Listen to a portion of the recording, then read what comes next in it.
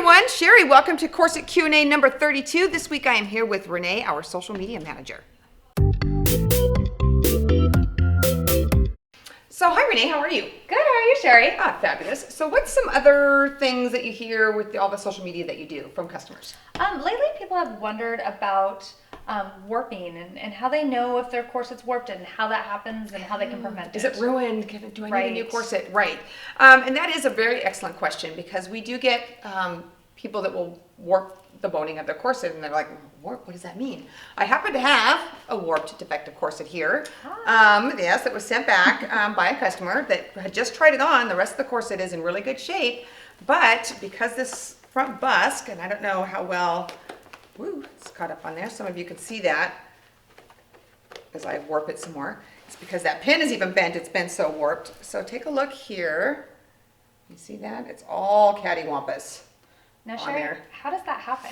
So what happens is if you don't loosen your corset up all the way when you're both putting it on and taking it off, you end up having to torque. So you're applying a lot of pressure to that front boning and you're manipulating and you're trying to get it off because the corset isn't loose.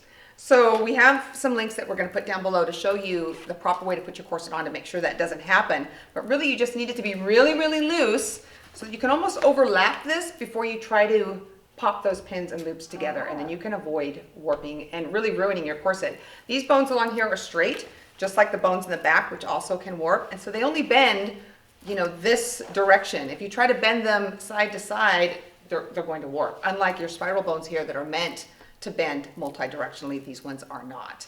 The other warped corset that we see sometimes is the lacing guards in the back. If you have a corset that really is ill-fitting on you, let's say that your hip is way too narrow and your rib cage is way too narrow, so you get that really exaggerated parenthesis, and you're wearing it that way over time, you're going to see those bones kind of warp in the back a little bit. If that's the way it fits your body though, that corset's not necessarily ruined for you. It would be ruined for somebody else, but it would be something that you would probably still be able to wear. We just caution if you're wearing a corset that is parentheses a little bit, that you take really a little extra time seasoning that corset and maybe allow loosen that. up the top and bottom a little bit.